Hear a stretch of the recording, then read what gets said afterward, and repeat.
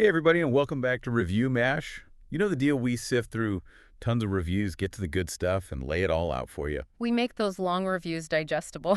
Exactly. It's like having your gaming cake and eating it too. And speaking of cake, today's game is one I've been like seriously craving. Hmm. Okay, got me curious now. Okay, so get this. It's a game so good, it made me made me kind of forget about real life for a bit.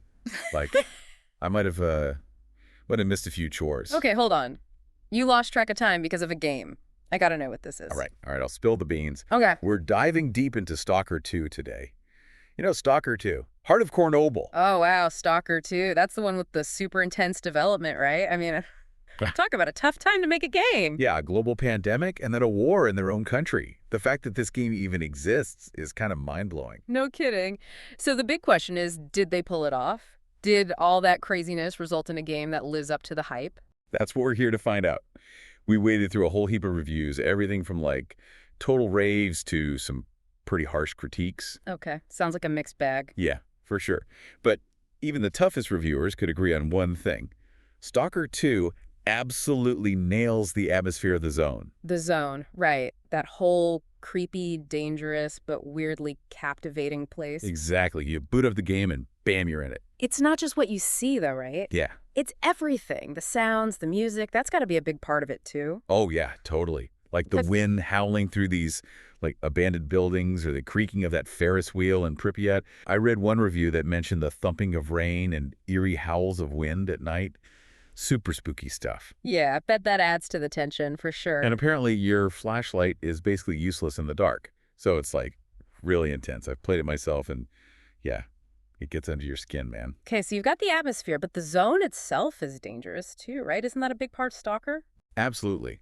There's all kinds of crazy stuff going on. Anomalies that mess with the laws of physics weather that can kill you, mutated creatures, bandits. You're constantly on edge, always looking over your shoulder. Like I was just telling you, you never know what's going to jump out next. Sounds intense. I can see why you forgot to do your chores. One reviewer put it perfectly pimmerized. They said it's like walking a tightrope over a pit of radioactive nightmares. That pretty much sums it up. Yeah, I'd say so. 1 minute you're scrounging for supplies, the next you're running for your life from a pack of mutant dogs.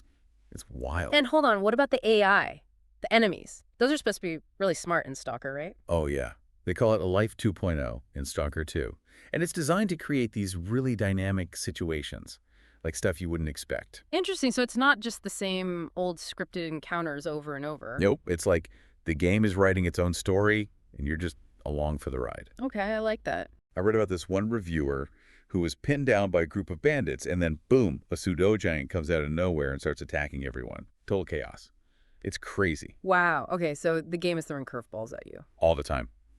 And that's what sets it apart, I think. Yeah. You're not just following a set path. You're reacting to a world that feels truly alive and unpredictable. So we've talked about the atmosphere, the danger, and the crazy AI, but how's the actual gameplay? Is it fun to play? Well, from what I've gathered from these reviews, Stalker 2 does not mess around. It's tough. Yeah. Like really tough. Okay, in what way? Like hard to master the controls or something? No. More like every decision matters. Yeah.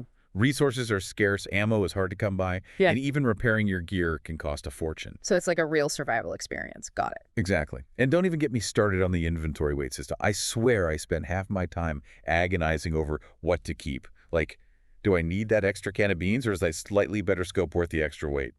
Tough choices, man. Tough choices. Yeah.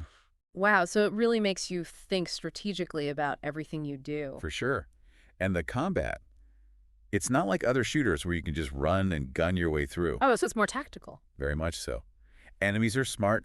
They use flanking maneuvers, they throw grenades, and they don't just stand around waiting to get shot. Yikes, that sounds challenging. Oh, it is. Mm.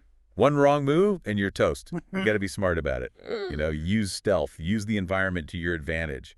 Pick your battles. Sounds like it rewards a more thoughtful approach. Yeah. Definitely. And that brings us to another really cool thing about Stalker 2. Player choice. It's not just a linear shooter. You actually get to make decisions that affect the story and the world. Okay, I'm listening. So the reviewers, they were all impressed with how morally gray the game is. There aren't any clear-cut good guys or bad guys. Interesting. Yeah, like every faction has their own agenda, and you're constantly faced with these tough choices. And the consequences, Well, let's just say they're not always what you expect. So, like, what kind of choices are we talking about here? Well, early on, I had this choice to help out this lone stalker who was being hunted by bandits. It was risky, but I went for it. Nice.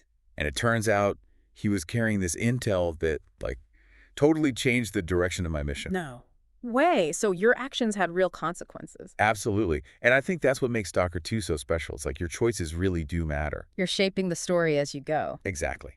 And from what I've read, these choices can lead to some seriously different endings depending on who you side with, who you betray, all that stuff. Multiple endings, huh? Gotta love that. And it's not just the main story that's affected theirself. Your actions actually shape the world around you. Okay, how so? Like if you help out a certain faction, you might see their influence grow in the zone. Or if you're known for being ruthless, well, let's just say other stalkers might think twice before messing with you. Wow, that's deep. It's like the world remembers what you do. Exactly. It makes it feel so much more real, you know? Like it's not just a game, it's a world you can lose yourself in. A living, breathing world. Okay, I'm sold. But we got to be real here. No game is perfect. And Stalker 2, well, it has its flaws. There's always got to be something, right? Yeah, and pretty much every review we looked at mentioned the same thing. The technical issues. Oh, boy, here we go. Bugs, glitches, performance problems. It sounds like they were all there at launch. Oof, that's not good. Yeah, we're talking everything from like annoying little things like weapons disappearing to some more serious stuff like quests breaking or the game crashing altogether. That's rough, especially for such a highly anticipated game. Yeah, it is a shame because when the game is running well, it's absolutely stunning. Like the graphics are amazing, super detailed environments, great atmosphere. It feels like a real world. But then you come across a bug and boom, immersion broken. Exactly. It's like they built this incredible house but forgot to put in some of the walls. Ouch. So that's the million-dollar question then, right? Are these technical issues bad enough to completely ruin the experience? It's tricky, right? On the one hand, you've got this awesome world, the gameplay is deep and engaging, and your choices matter. But then there are these bugs that can really pull you out of it. It's a tough one for sure. So are you saying should players brave the zone now with all these glitches or wait it out? Well, if you're a hardcore Stalker fan, someone who's been dying to play this sequel, yeah, maybe those bugs won't be such a big deal. You know what you're signing up for with Stalker, right?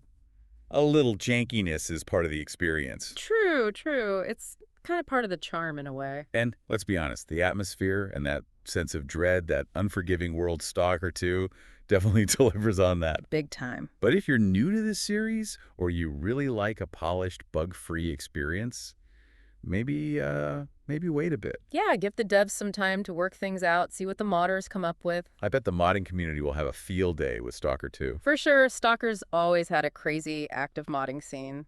Imagine a year from now, all the bugs are gone, and there are all these awesome mods adding new stuff, new features. That's when Stalker 2 is going to be truly amazing. Yeah, but you know what? This kind of feels like a classic Stalker launch, doesn't it? A bit rough around the edges, the community comes in, patches things up. Yeah, the game kind of evolves over time. Exactly. You know, it's funny. In a weird way, even the bugs, they kind of add to that feeling that the zone is this unpredictable, wild place. Right. You never know what's going to happen next. Glitch through a wall, like hit by some weird anomaly. That's all part of the fun, right? Welcome to the zone, right? Yeah, welcome to the zone. I guess what we're saying is there's no easy answer here. It depends how much you can handle the bugs, if you've played the other Stalker games, and how important that smooth, technical stuff is to you. We've laid it all out, shared what we found in the reviews, even threw in a few welcome to the zone for good measure. Yeah, now it's up to you to decide. Are you diving into the zone now or waiting for things to get a bit more polished? Either way, we want to hear what you think. Hit us up in the comments. Let us know if you're braving the zone right now, or if you're going to hang back for a bit. And hey, if you've already been in the zone, tell us all about it. Did you run into any crazy glitches? Have any close calls? What do you think of the game overall?